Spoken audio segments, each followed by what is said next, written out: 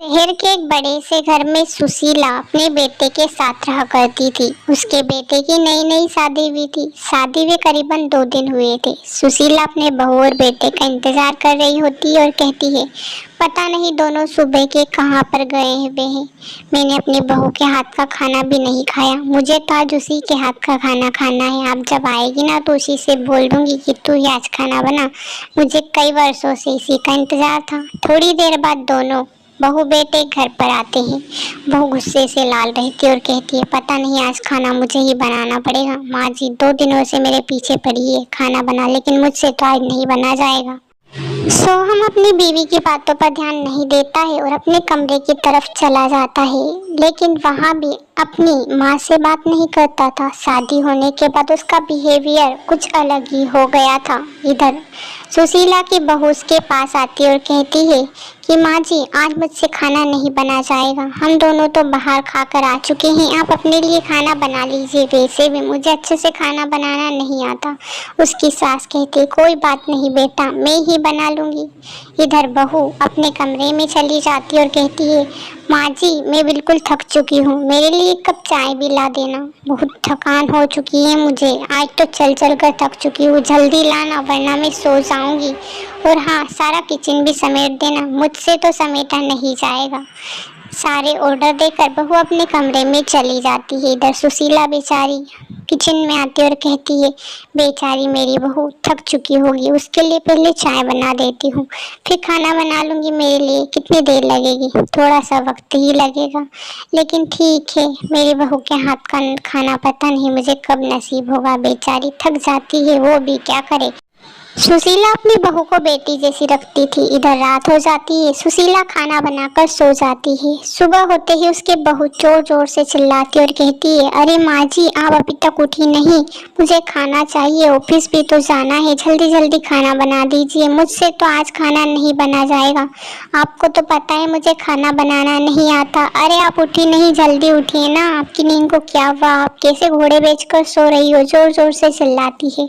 थोड़ी देर बाद बेचारी सुशीला किचन में आती है और कहती है, मेरी बहू पता नहीं ये सब बिहेव क्यों कर रही है। मुझे तो इसी उम्मीद नहीं थी कि वहाँ मेरे साथ ऐसा करेगी, लेकिन क्या करूँ, ठीक है जैसी है ठीक है, मैं ही खाना बना लेती हूँ।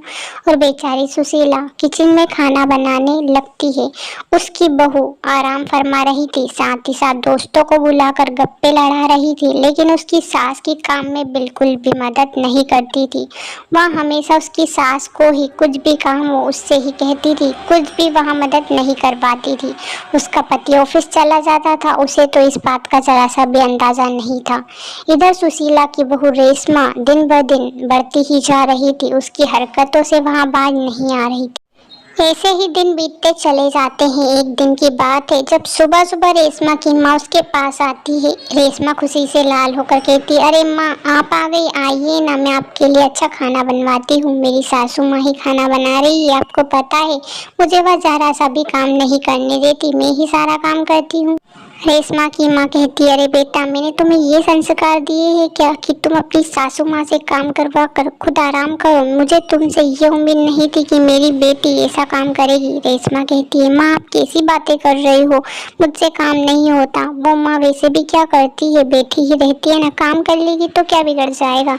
रेशमा की माँ गुस्से में होकर कहती है, मुझे तुमसे ये उम्मीद नहीं थी, अपनी आदत सुधार लो वरना आज से ही तुम्हारा और मेरा रिश्ता टूट जाएगा। कल से अगर मेरे साथ ही कोई ऐसा करे तो तुम्हें कैसा लगेगा? सोच लो, तुम्हारी सास तो अच्छी है जो तुम्हें झेल रही है, वरना कोई दूसरी होती तो तुम्हें अब तक भगा देती। और उसकी माँ गुस्से से उस घर से चली जाती है। रेशमा को बहुत ही बुरा लगता है कि उसकी माँ गुस्से में वहाँ से चली गई। उसने पानी तक भी नहीं पिया। वह अपनी सास के पास जाती है और सर झुकाकर खड़ी रहती है। थोड़ी देर बाद अपनी सास से माफ़ी मांगकर कहती है, माँ जी मुझे माफ़ कर दीजिए, मैंने आपके साथ बहुत ही गलत किया। मुझे 4 दिन नहीं हुए और आपको काम पे लगा दिया, ये सब काम तो मेरा था। आपको मेरे हाथ का खाना खाना था, आज ही मैं आपके लिए खाना बनाऊंगी। और अपनी सास को वहाँ गले से लगा लेती है। उसकी सास भी उसे माफ़ कर देती है और कहती है, बेटा गलती तो छोटों से ही होती है और माफ़ करना हम बड़ों का धर्म होता है, इसलिए कोई बात नहीं, जो हुआ सो हुआ। अब तो तुम अच्छी हो गई ना, अब मुझे कोई दिक्कत नहीं है, तुम मेरी बेटी जैसी हो, मैं तुम्हारी हर एक गलती को माफ़ करूँगी। और रेशमा अब सुधर जाती है, अपनी सास को अच्छे से रखती है।